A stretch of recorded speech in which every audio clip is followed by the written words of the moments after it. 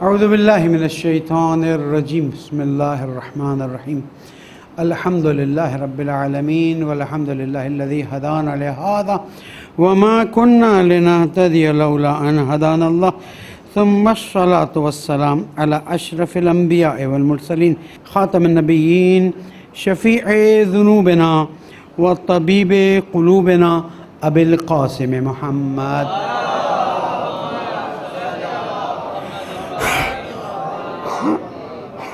وعلى أهل بيته الطيبين الطاهرين المعصومين المظلومين الذين أذهب الله عنهم الرجس وطهرهم تطهيرا.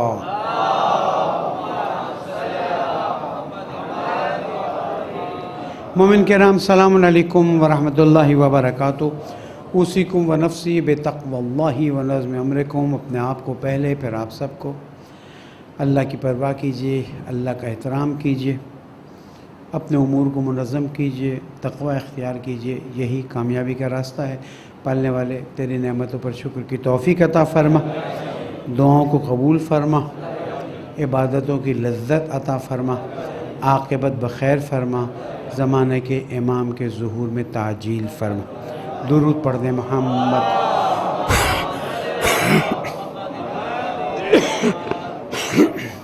ہماری گفتگو ماہ رمضان سے پہلے کے آخری خطبے میں، اور چونکہ حضور اکرم صلی اللہ علیہ وآلہ وسلم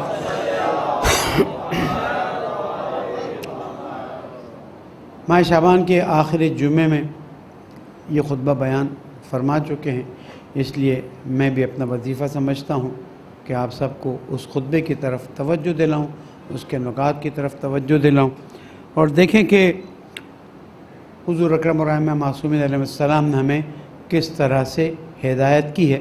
انشاءاللہ کوشش کرتے ہیں جس حد تک ہو سکا، باقی آئندہ جمعے میں کوشش کریں گے. آپ فرماتے ہیں ایھا الناس، اے لوگوں، تمہاری طرف اللہ کا مہینہ آ گیا ہے. تقریباً اللہ کرے انشاءاللہ زندگی اور سلامتی رہے تو داخل ہو جائیں. یہ مہینہ برکت اور رحمت اور مغفرت لے کر آیا ہے. برکت بھی لایا ہے، رحمت بھی لایا ہے اور مغفرت بھی لایا ہے. یہ وہ مہینہ ہے کہ جو اللہ کی نظر میں تمام مہینوں میں افضل ہے. اس کے دن تمام دنوں سے افضل ہیں، اور اس کی راتیں تمام راتوں سے افضل ہیں، اور اس کے گھنٹے اور گھڑیاں تمام دنوں کی اور راتوں کے گھنٹے اور گھڑیوں سے بہتر ہے. یعنی اب یہ وہ چیز ہے جس کے لیے آپ کو تگدو کرنی، ہر ساتھ، ہر لحظہ، ہر گھڑی. یہاں پر ایک میں جملہ کہتا چلوں، اللہ کرے کہ آپ میری بات کو مان لیں. میں ریکویسٹ کرتا ہوں کہ آپ لوگ ماہ رمضان میں ٹی وی کو بند کر دیں. مت کہیے مولانا ٹی وی ٹرانسمیشن رمضان. میری مجبوری ہے، مجھے علماء نے وظیفہ قرار دیا کہ آپ جائیں اور بیٹھیں اور اہل سنت کے درمیان میں ایک شیعہ عالم دین اپنے عالم دین کے ڈریس میں بیٹھ کے اس فتنے کو ہم نے اس کے ذریعے، میں نے نہیں، ہم نے اس طریقے سے ختم کیا جو ہمیں کافر کہتے تھے. ان کے منہ پر پڑتی تھی، جب ہم سے بھی پوچھا جاتا تھا، دوسرے اہل سنتوں سے حضرات سے بھی پوچھا جاتا تھا. لیکن میری نصیحت ہے، ایک مہینہ اگر آپ کو بہت دیکھنا ہے تو بہت سے اسلامی چینلز یوٹیوب پہ آ رہے ہیں، بہت سے نام نہیں لیتا، بہت سے چینلز یوٹیوب پہ آ رہے ہیں، وہ دیکھ لیجئے. یہ ٹیلی ویژن جیسے ہی آپ کھولتے ہیں نا، آپ کی پہلی روحانیت کا قدم ختم ہونا شروع ہو جاتا ہے. کتنی دیر کسی عالم دین کو اس میں آپ سنتے ہیں؟ 7.5 منٹ، 10 منٹ، 12 منٹ. اس کے دوران جو چیزیں ہو جاتی ہیں اس کا کیا کرنا، چھوڑ دیجئے. یہ گھڑی، یہ مومنٹ، یہ ہر لمحہ جو ہے یہ آپ لوگوں کے لیے ذکر کا لمحہ ہے. یہ ایسا ہے، ہر وہ لمحہ جو آپ نے ضائع کیا، سونے کی مثال غلط ہے لیکن ایسے ہے کہ ہر منٹ ایک سونے کا سکہ ہے جو آپ اپنے آپ سے دور پھینک رہے ہیں. یہ پتہ نہیں، مہینہ بھی ہم پورا کرتے ہیں کہ اللہ کے پاس چلے جاتے ہیں، اور آئندہ سالوں کا کیا پتہ آ رہا ہے. اور اسی لیے میں نے خطبہ پہلی جمعے کے لیے نہیں رکھا، میں رمضان کے آج رکھا ہے کہ ہمیں پہلے سے تیار ہونا ہوتا ہے. فلائٹ کی ٹکٹس پہلے سے لی جاتی ہیں، سامان پہلے سے پیک کیا جاتا ہے. اس کا مہینہ، یہ مہینہ، اس کے دن، اس کی راتیں، اس کی ہر گھڑی بہت اہمیت رکھتی ہے. پھر رسول اکرم فرماتے ہیں یہ وہ مہینہ ہے کہ جس میں تم کو اللہ نے اپنا مہمان بنایا ہے۔ کتنی خوبصورت بات، ورنہ کہہ سکتے تھے تم گناہگاروں، تم خطا کاروں، تم کو تو کوئی موقع ہی نہیں ملنے والا ہے، لیکن نہیں، جو مومن ہیں، متقی ہیں، پرہیزگار ہیں، اپنے آپ کو گناہ سے بچاتے ہیں، وہ ان کی بات الگ ہے، لیکن ہم جیسوں کے لیے تو یہ بہت بڑی دعوت ہے، بہت بڑی دعوت ہے۔ قد دعیت ملا ضیافت اللہ، اور کہنے والی شخصیت کائنات کی سب سے عظیم شخصیت ہے، وہ جعلتم فیہ من اہل الکرامت، اور کیونکہ تم ایمان والے ہو اس لیے تمہیں اہل کرامت، اہل فضیلت قرار دے دیا گیا ہے، یعنی یہ ہمارے لیے بہت بڑی فضیلت ہے۔ اور پھر تم جب اہل کرامت بنا دیے جاتے ہو، جیسے چاند نظر آیا، اور انشاءاللہ بدھ کو ہی پہلا روزہ ہونا ہے انشاءاللہ تعالی، اللہ کرے کہ سب چیزیں صحیح طرح سے ہو جائیں، تو فرماتے ہیں کہ جیسے ہی تم اس مہینے میں داخل ہوتے ہو تمہارا سانس لینا تسبیح بن جاتا ہے۔ اب شرم کی بات ہے کہ میری سانس تو تسبیح بنی ہوئی ہو لیکن میری زندگی کچھ اور بنی ہو، نہیں، زیب نہیں دیتا ہے، سانس تسبیح۔ تمہارا سونا، روزہ رکھ لیا، تھکے ہوئے آئے گھر پہ کام کر کے، آفس سے، مزدوری سے، جہاں سے بھی آپ تھوڑا سو گئے، یہ تمہارا سونا بھی عبادت قرار دے دیا گیا۔ رات کو تم سو گئے، وہ بھی عبادت قرار پا گیا۔ کیوں؟ اس لیے کہ تم ایمان کے ساتھ سب کام کر رہے ہو، تم اللہ کے مہمان، بھئی وی آئی پی بن گئے ہیں نا، تو تم اللہ کے مہمان بن گئے۔ جب اللہ کے مہمان بن گئے تو اب تمہاری سانس عبادت، اب تمہارا سونا عبادت، اور تم جو بھی اچھا کام کرو گے انشاءاللہ اللہ قبول کرے گا۔ اور پھر تمہیں پتہ ہے کہ اللہ تمہاری دعاؤں کو ماہ رمضان میں بہت قبول کرتا ہے۔ دعا کے بارے میں جان لیجئے، جتنا مانگ سکیں، یہاں تک کہ چھٹے امام فرماتے ہیں کہ دسترخوان پہ بیٹھے ہیں، نمک سامنے پڑا ہے، اب دعا کریں پالنے والے مجھے نمک مل جائے، مثال دیو نا، نمک سامنے پڑا ہے، یہ پانی سامنے پڑا ہے، پالنے والے مجھے پانی مل جائے، یہ بھی دعا کریں اللہ سے دل میں، کیونکہ آپ کا اور اللہ کا پرسنل معاملہ۔ جب مل جائے، چاہے آپ خود اٹھا لیں، چاہے کسی سے آپ کہیں بھائی نمک دے دینا، اور آپ استعمال کر لیں، تو آپ دعا کریں یا اللہ تیرا شکر ہے کہ مجھے نمک مل گیا۔ ہمارا دین ہمیں ایسا بنانا چاہتا ہے، دین ہمیں ایسا چاہتا ہے کہ کوئی لمحہ ہمارا اللہ سے دوری کا لمحہ نہ ہو۔ تو پھر تم کیا کرو؟ فَاسْأَلُوا اللَّهَ رَبَّكُمْ، بس تم اللہ سے بہت زیادہ سوال کرو، بِالنِّیَّاتٍ صادقہ، لیکن تمہاری نیت صاف ہونی چاہیے، دل میں کھوٹ نہیں ہونا چاہیے، اس لیے کہ ظاہر تو ہم دیکھتے ہیں، باطن وہ جانتا ہے۔ اور کیوں کھوٹ ہوگا؟ ہمیں اللہ سے محبت ہے، ہمیں رسول سے محبت، ہمیں اہل بیت سے محبت، تو ہمارے دلوں میں کھوٹ کیوں؟ کھوٹ ہونے کی ضرورت نہیں ہے۔ وہ قلوب طاہرہ، لوگوں کے بارے میں جو بغض ہے دور کر دیں، کوئی آپ کی برائی کرتا ہے، کوئی آپ کا وہ کرتا ہے، معاف کریں، وَلْيَعْفُوا وَلْيَصْفَحُوا۔ جتنا معاف کرنے کی عادت آپ کی بڑھتی جائے گی اتنا اللہ آپ کو معاف کرتا جائے گا۔ یہ اصول قرآن مجید کیا ہے؟ وَلْيَعْفُوا وَلْيَصْفَحُوا، معاف کرو، درگزر کرو۔ کیا تم پسند نہیں کرتے ہو کہ اللہ تمہارے گناہوں کو معاف فرما دے؟ تو دوسروں کو معاف کریں تاکہ اللہ آپ کو معاف کرے۔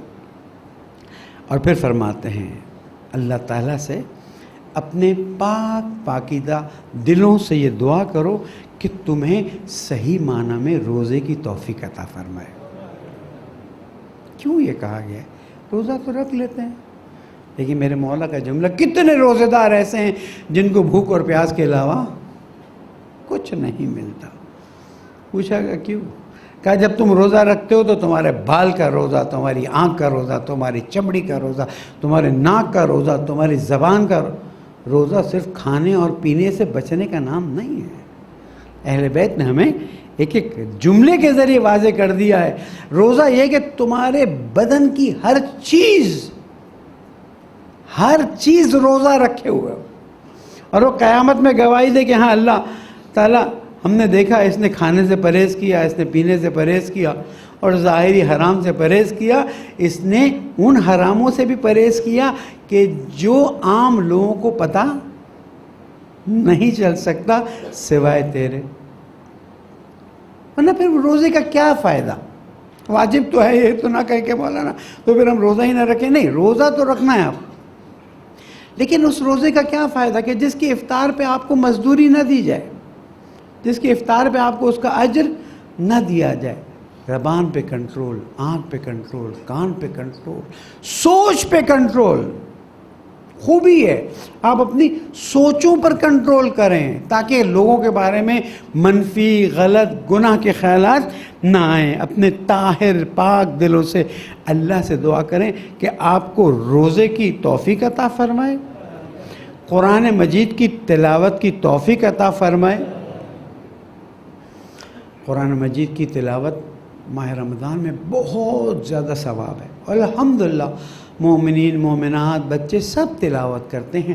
لیکن دیکھیے تلاوت کی اہمیت اپنی جگہ پر ہے، قرآن مجید کا سمجھنا اپنی جگہ پر ہے، اور سمجھ کر اس پر عمل کرنا اپنی جگہ پر ہے۔ ایسا نہ ہو کہ آپ تلاوت کرتے جائیں، تلاوت کرتے جائیں، لیکن جو سمجھنے آپ نے ایک پارہ پڑھ لیا بہت اچھا ہے، اس کے ساتھ ساتھ 10 لائنیں ترجمہ پڑھ لیں ہر سپارے کے۔ اب تو یوٹیوب کی بڑی برکتیں ہیں، بہت سے شیعہ چینلز ہیں، اس وقت توجہ نہیں ہے لیکن اس میں قرآن مجید کی تلاوت اور ترجمہ دیا ہوا ہے۔ میں زور اس لیے دیتا ہوں کہ ہمارے مکتب کے علماء نے بڑی ذمہ داری سے ترجمہ کیا ہے، دوسرے علماء نے اپنے عقیدے کے حساب سے ترجمہ کیا ہے، تو اس کو ذرا تھوڑا احتیاط سے دیکھنا ہوگا۔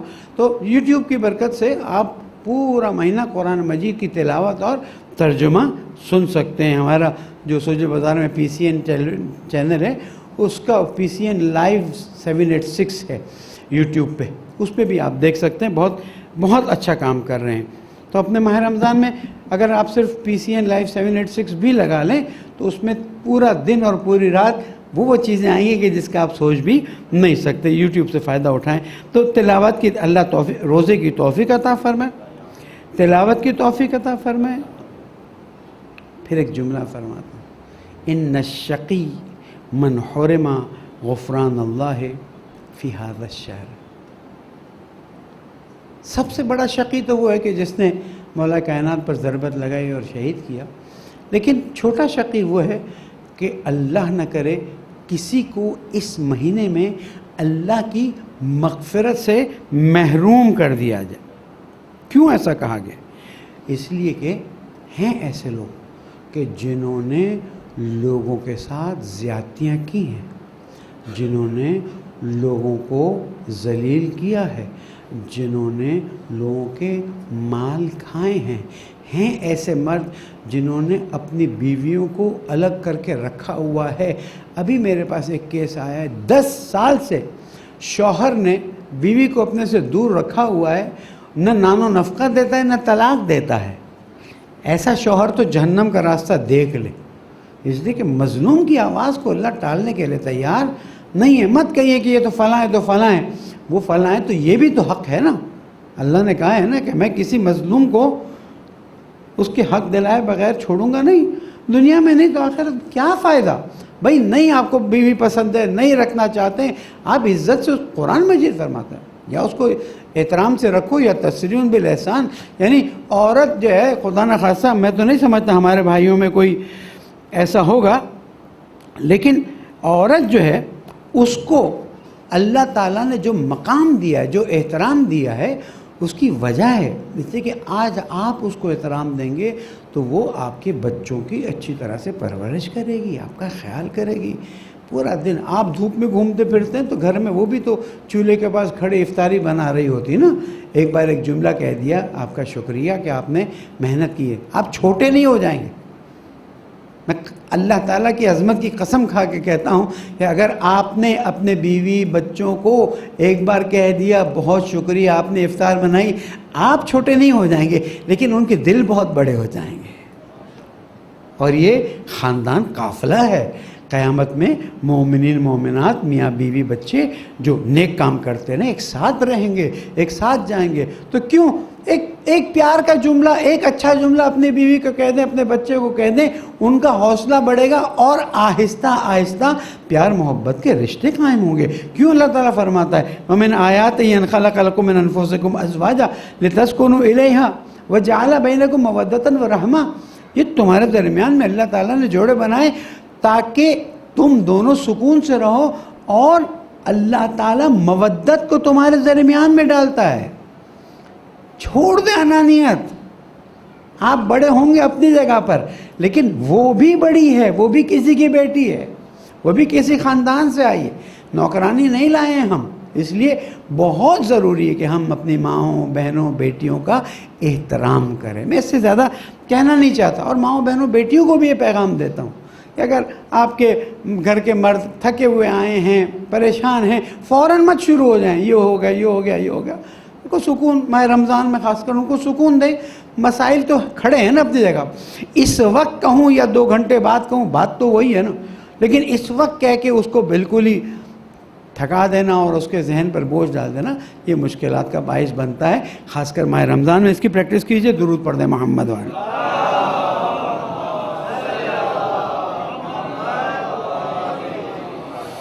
بس 4 جملے اور پھر آج یہاں اس کو روکتا ہوں. اور جب تم کو روزے کی حالت میں بھوک لگے، تم کو پیاس لگے، تو تم قیامت کی بھوک اور پیاس کو یاد کرنا. اللہ اکبر.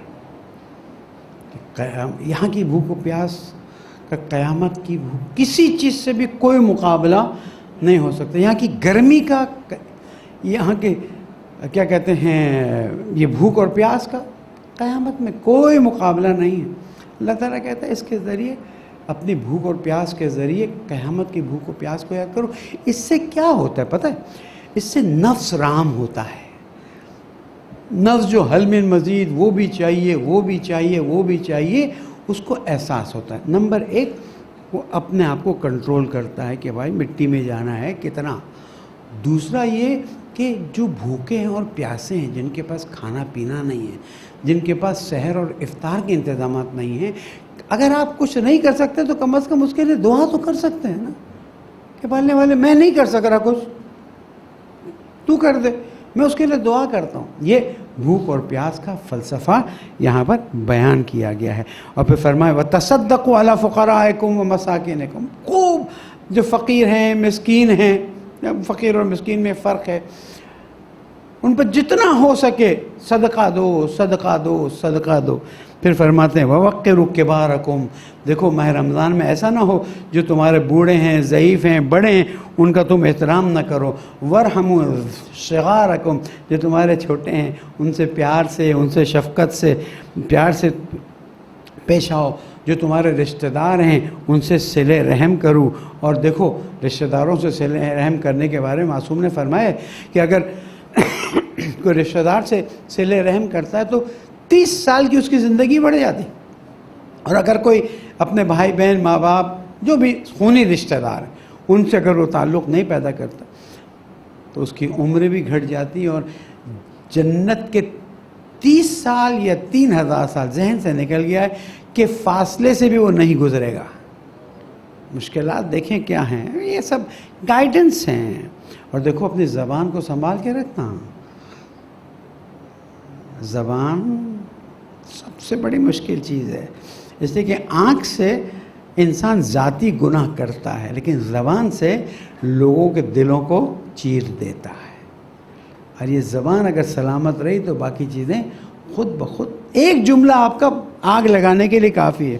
وَغُضُّوا عَمَّا لَا يَحِلُّهُ النَّظَرُ إِلَيْهِ. اور جن چیزوں سے کو دیکھنے سے روکا گیا ہے، اپنی آنکھوں کو ان چیزوں سے روکیں.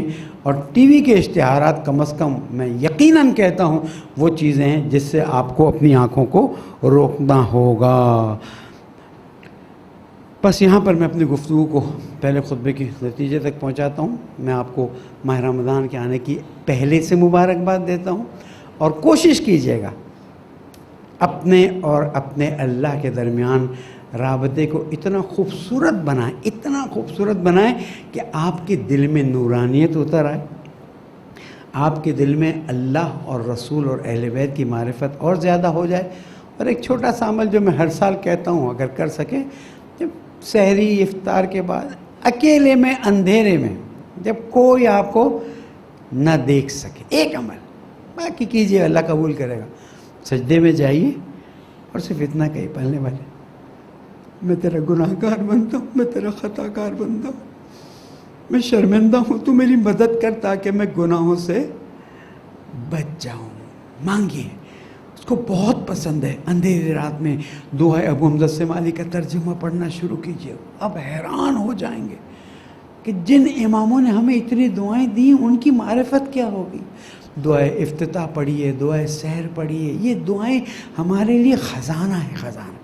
لیکن یاد رکھیے گا کہ جب تک آپ کا اور میرا دل صاف نہیں ہوگا نا, چیزیں تو سب ٹھیک ہے اپنی جگہ پہ, لیکن اثرات, جو مثبت اثرات ہیں وہ نہیں آ سکیں گے. پالنے والے تجھے محمد و آل محمد کا واسطہ, تیری رحمت ہو.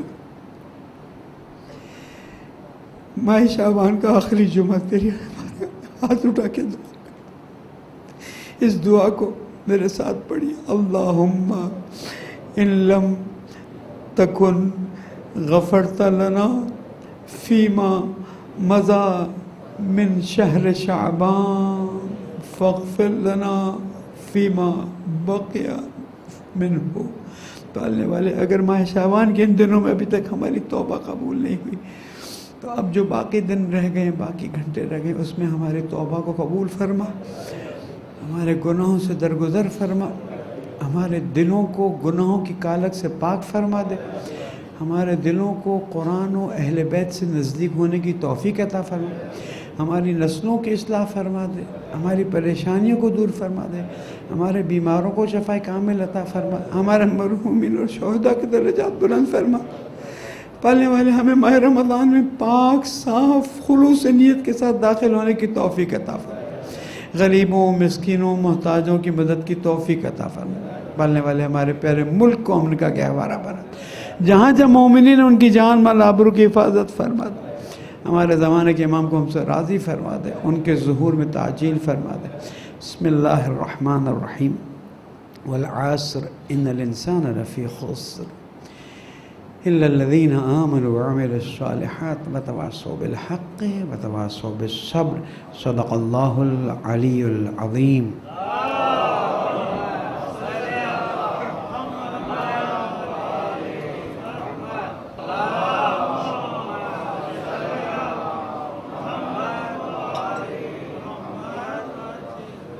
اعوذ باللہ من الشیطان الرجیم. بسم اللہ الرحمن الرحیم. مومنین, تقوی اختیار کیجئے کہ یہی کامیابی کا راستہ ہے. ماہ رمضان آ رہا ہے, خوشیوں کی دن آ رہے ہیں, مومنوں کی عید اور منافقوں کے لیے عذاب آ رہا ہے. انشاءاللہ ہم سب مل کر بہتر انداز میں تقوی کے ساتھ, معرفت کے ساتھ ماہ رمضان میں روزے رکھیں گے. پالنے والے, ہمیں بہترین ماہ رمضان گزارنے کی توفیق عطا. درود پڑھ دیں محمد والم.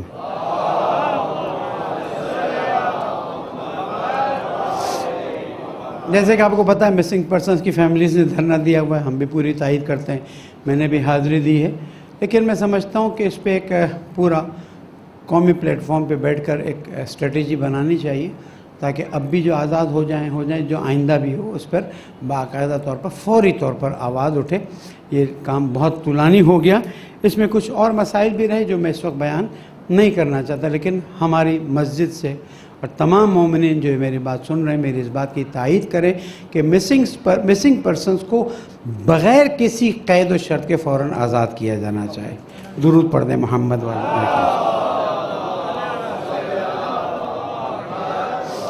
خطے کے حالات بہت تیزی سے تبدیل ہو رہے ہیں, خاص کر رشین فورن منسٹر کا آنا بہت بڑی بات ہے. لیکن حکومت سے یہ کہوں گا کہ دیکھیں, کفار کبھی بھی ہمارے دوست نہیں بن سکتے. ہمیں ٹیمپرری طور پر ان سے تعلقات بنا لینے چاہیے, جیسے ایران نے کیا چائنا کے ساتھ, پاکستان نے کیا چائنا کے ساتھ, ایران کا چائنا کے ساتھ بہت بڑا معاہدہ ہوا, 25 سالہ 30 سالہ, اور بہت سی چیزوں کو نظر میں رکھا گیا ہے. تو حرج نہیں, اب دنیا ہے, ساتھ چلنے والے ہیں, کچھ ٹیکنالوجی ایسٹ میں, کچھ ویسٹ میں, کچھ ہے, لیکن غلامی کی حد تک نہیں. جیسے ایک ہمارے صاحب نے ملک کو چلاتے چلاتے پورا کا پورا امریکہ کے سامنے بچھا دیا تھا. نہیں, اب عزت نفس کے ساتھ, آپ کا ملک بہت بہت باوقار ملک ہے, میرا ملک پاکستان, میرے ملک کی شان ہی کچھ اور ہے. یہ تو بدبخت لیڈرز ہیں جنہوں نے ملک کو کھایا پیا اور ملک کے لیے کچھ نہیں کیا, ورنہ یہ برا مت مانے گا. ایران اس کے مقابلے میں کچھ نہیں ہے, جتنی نعمتیں ہمارے پاس ہیں, لیکن کیونکہ لیڈرشپ سنسیئر نہیں ہے، اس لیے ہمارے ملک کا یہ حال ہے، کہیں گندگی، کہیں کچرا، کہیں کتے کاٹ رہے ہیں، کہیں کچھ ہو رہا ہے، بہت سے مسائل ہیں، اس کی طرف فیلن میں نہیں جا رہا۔ رشیا کے ساتھ معاہدہ کرتے وقت ذرا اچھا ہے کریں، پوری دنیا سب کے ساتھ کریں، احتیاط سے کام لیں۔ آپ نہ شرقی نہ غربی، نہ ایسٹ نہ ویسٹ، آپ اپنے اوپر اللہ پر بھروسہ کریں۔ وہ علماء کیوں خاموش ہو جاتے ہیں؟ علماء کو چاہیے بیان کرے، بھائی تم ہمیں آ کے کہتے ہو کہ جناب ہم فلاں فلاں فلاں، تو یہ لوگ جو سب مشرق جاتے ہیں، مغرب جاتے ہیں، فلاں جاتے ہیں، وہ کرتے ہیں، ان کو کیوں کبھی تم نے ایک جھوٹے منہ بھی نہیں کہا؟ بہرحال ہمارے لیے رشین فارن منسٹر کا آنا اور جو مذاکرات ہوئے وہ ہمارے لیے خوش آئند ہیں، اگر ہم احتیاط کے ساتھ کام لیں۔ چائنا کے ساتھ ہمارے تعلقات سی پیک خوش آئند ہیں، بشرطے کہ جو شرطیں ہیں ان کو تھوڑا سا ریوائز کیا جائے، ورنہ ان شرائط میں بعض شرائط بہت ہی زیادہ خطرناک ہیں۔ ایسا لگے گا کہ پاکستان کے درمیان میں سے چائنا کا کوئی روڈ جا رہا ہے۔ یہ چائنا پاکستان اکنامک کوریڈور ہے، یہ چائنا اکنامک کوریڈور نہیں ہے۔ ایسا نہ ہو کہ ہمیں ٹائر پنچر لگانے کی دکانیں لگانے کا موقع ملے، باقی سارے فائدے جو ہیں وہی اٹھاتے جائیں، یہ نقصان دہ ہو جائے گا۔ بہرحال فعلاً اتنا وقت نہیں ہے۔ ایران کی شپ پر حملہ ہوا، ہم اس حملے کی مذمت کرتے ہیں کہ جب جنیوا کنونشن کے مطابق جو جس کو فوجی چیزیں کہتے ہیں ان پر حملہ جو ہے وہ بالکل غلط ہے۔ یونائٹڈ نیشنز نے بھی اس پر ایک خاص سٹینڈ لیا ہے۔ اس ہفتے کی اصل بات ہے وہ یہ ہے، یونائٹڈ اسٹیٹس نے جیسے میں نے پہلے بھی بتایا تھا جھک کر درخواست کی ہے کہ آئیے بیٹھ کے بات کرتے ہیں ایران سے۔ ایران نے ڈائریکٹ گفتگو سے منع کیا، تو امریکہ نے درخواست کی کہ اچھا ایسا کرو تم ایک ہوٹل میں بیٹھ جانا، ہم دوسری ہوٹل میں بیٹھ جائیں گے، اور اس کے بعد یورپین یونین کے لوگ پہلے ہمارے پاس، پھر آپ کے پاس، پھر ہمارے پاس آئیں گے۔ دیکھیے اگر آپ کو اللہ پر بھروسہ ہو نا تو بڑی بڑی طاقتیں جھکنے کے لیے تیار ہیں۔ میں اپنے پیارے ملک کو سمجھتا ہوں جتنے بھی اسلامی ممالک ہیں اس سے بہت زیادہ مضبوط بھی ہے، بہت زیادہ اس کے پاس مارکیٹس بھی ہیں، اس کے پاس قدرتی وسائل بھی ہیں۔ صرف اتنا سوچ لیجئے گلگت بلتستان سے لے کے کراچی تک موسم بھی ہیں، دریا بھی ہیں، پہاڑ بھی ہیں، ماشاءاللہ کھیت، جو مانگے نعمت اللہ تعالیٰ کی دی ہوئی ہے۔ بس ایک ہے کہ ہمارے یہاں کرپشن جو ہے وہ ہماری اقتصاد کو جڑ سے کاٹ گیا۔ آٹے کی بوری سڑی ہوئی، گندم کی سڑی ہوئی بوریاں دیے جا رہے ہیں اور کوشش کرنے کی کسی طرح سے استعمال ہو جائے۔ تو یہ ایران اور امریکہ نے انڈائریکٹ گفتگو شروع کی ہے، اور ایران نے کہا ہے کہ ہماری ایک ہی ڈیمانڈ ہے، اور وہ یہ کہ جی پابندیاں ختم کر لو۔ میں ایک جملے مترادہ ادا کر دوں، اچھا تو نہیں ہے لیکن کہہ دیتا ہوں کہ پابندیاں ختم ہو گئیں تو کہیں ایران کو بدہضمی نہ ہو جائے۔ درود پڑھتے ہیں محمد والے۔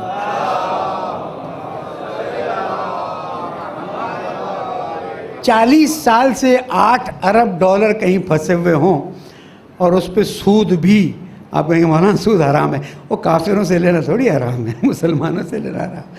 آپ جو اکنامسٹ ذرا بیٹھ کے کیلکولیشن تو کریں، 8 ارب ڈالر پر 40 سال کا سود کتنا ہوگا؟ تو یہ ایک میں سمجھتا ہوں اگر امریکہ عقل مند ہوتا نا وہ ایک دم سے سب چھوڑ دیتا، جاؤ لو۔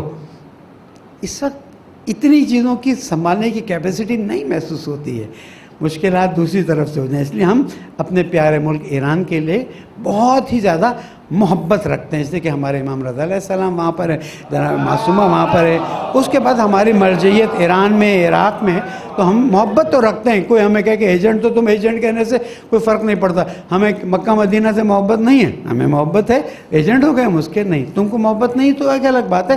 لیکن اس سرزمین نے ثابت کیا ہے کہ اگر تم اللہ پر یقینی طور پر، قطعی طور پر بھروسہ کرو تو اللہ تمہارا ہاتھ نہیں چھوڑتا ہے۔ درود پڑھ دیں محمد۔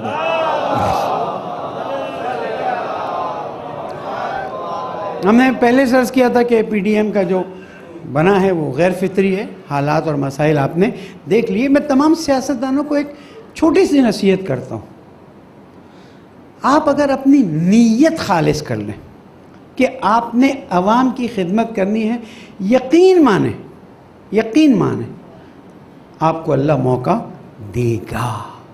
لیکن جب آپ کی نیتیں کچھ اور ہوں تو مشکلات ہو جاتی ہیں۔ اب دیکھیے بہت ہمارے لیے بھی بڑا مسئلہ ہے، اگر اپوزیشن سٹرونگ اور صحیح طرح سے آگے بڑھے تو حکومت جو ہے بہت زیادہ ٹیڑھے کام نہیں کر سکتی، لیکن جب اپوزیشن ہی ٹوٹ پھوٹ کا شکار ہو جائے تو پھر حکومت کو کنٹرول اور چیک کرنے والا کوئی نہیں رہتا۔ میں نہ اس کی طرف سے بات کر رہا ہوں نہ اس کی طرف سے بات کر رہا ہوں، میں آپ لوگوں کی طرف سے بات کر رہا ہوں کہ آپ اسٹرانگ اپوزیشن، اصولی اپوزیشن ہمارے لیے ضروری ہے تاکہ ملک بہتر انداز میں آگے بڑھ سکے۔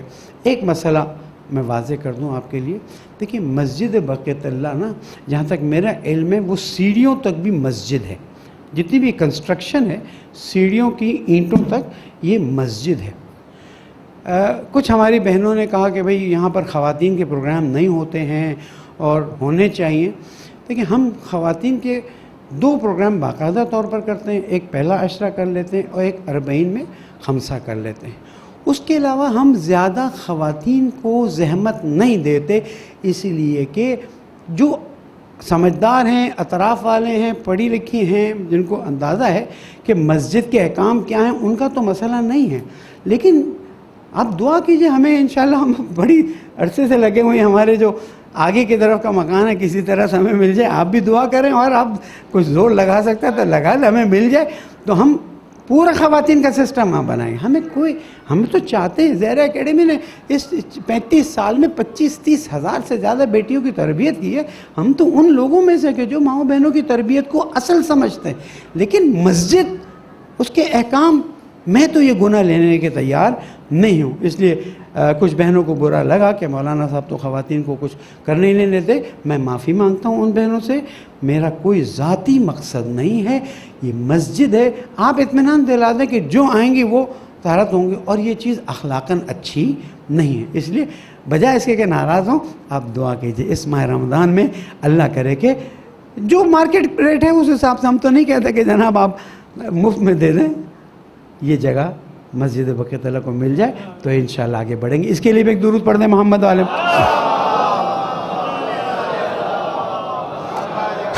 2 نقطے، ایک نقطہ ریپیٹ کر دوں، اس کہ مجھے اندازہ ہے بہت سے لوگ اس وقت نہیں آئے ہوں گے جب میں نے بات کہی تھی کہ خدا را ماہ رمضان میں ٹیلی ویژنز کو بند کر دیں، خدا را ماہ رمضان میں ٹیلی ویژنز کو بند کر دیں۔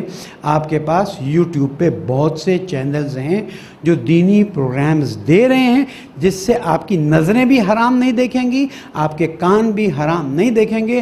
میرا ایک شرعی وظیفہ ہے، اس وجہ سے میں اس تکلیف اور زحمت کے باوجود بھی اس وظیفے کو پورا کرتا ہوں، اور بعض اور علماء کو بھی بعض جگہوں پر زحمت دیتا ہوں تاکہ وہ شرعی وظیفہ پورا کر لیں۔ جنہوں نے میری پوری بات نہ سنی ہو وہ یوٹیوب پہ انشاءاللہ خطبہ سن لیں۔ آخری کہ ماہ رمضان میں یہاں پر انشاءاللہ افطاری کا انتظام ہے، اعلان کیا ہمارے سجاد بھائی نے، اور اس کے ساتھ ساتھ درس ہوگا۔ ظہرین کے بعد مختصر درس احکام ہوگا، 15 منٹ، تھوڑا سا ٹائم نکال لیجیے، نماز ظہرین اور اس کے بعد فوراً درس ہوگا۔ نماز مغربین سے سورج کے غروب ہونے سے 45 منٹ پہلے یہاں پر درس قرآن ہوگا۔ الحمدللہ چند سالوں سے یہ چیز ہو رہی ہے، شرکت کیجئے۔ اس وقت روح باتوں کو قبول کرنے کے لیے سب سے زیادہ آمادہ ہوتی ہے۔ انشاءاللہ بہت اچھی طرح سے علماء دروس دیں گے اور آپ لوگ استفادہ کریں گے۔ ساتھ ساتھ جو افطار یہاں پر کروانا چاہتا ہے، ہمارا سجاد بھائی نے اعلان بھی کیا اور مزید اعلان کریں گے، اپنے نام لکھوا لیجئے، اس لیے کہ نیک کام ہے۔ اور افطاریوں کے لیے جو اور ہمارے پروگرامز ہیں اس کو بھی آ کے چیک کر لیجئے، نہ پتہ چلے تو زہرا اکیڈمی کی ویب سائٹ پہ بھی ہم تقریباً کوشش کریں گے 10 سے 15 ہزار خاندانوں کو افطاری کا سامان، راشن، ماہ رمضان کا راشن پاکستان کے مختلف علاقوں میں پہنچائیں۔ آپ سب کی بہت بہت تعاون کا شکریہ ادا کرتا ہوں، اور اللہ تعالیٰ سے دعا کرتا ہوں کہ پالنے والے جو گناہ گار ہیں، جو خطا کار ہیں، تیرے لیے محبت رکھتے ہیں، ان کو مزید نیک کام کرنے کی توفیق عطا فرما دے، ہماری پریشانیوں کو دور فرما دے، ہمارے دلوں سے گناہ کی گندگی کو دور فرما دے، آپس میں محبت کے رشتوں کو قائم کرنے کی توفیق عطا فرما دے، رسول اکرم کے بتائے ہوئے طریقے پر چلنے کی توفیق عطا فرما دے۔ پالنے والے اس ماہ رمضان کو ہمارے زندگی کا بہترین ماہ رمضان قرار دے، ہماری عاقبت بخیر فرما دے، زمانے کے امام کو راضی فرما دے، ان کے ظہور میں تعجیل فرما دے۔ بسم اللہ الرحمن الرحیم۔ اذا جاء نصر اللہ والفتح ورأيت الناس يدخلون في دين الله افواجا فسبح بحمد ربك واستغفره انه كان توابا۔ صدق اللہ العلی العظیم۔